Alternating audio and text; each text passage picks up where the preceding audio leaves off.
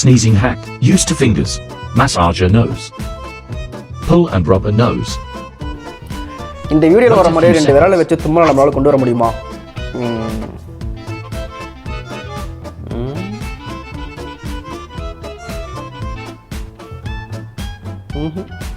ஒன்றும் வரல. ஆனால் என்கிட்ட ஒரு ஐடியா இருக்கு.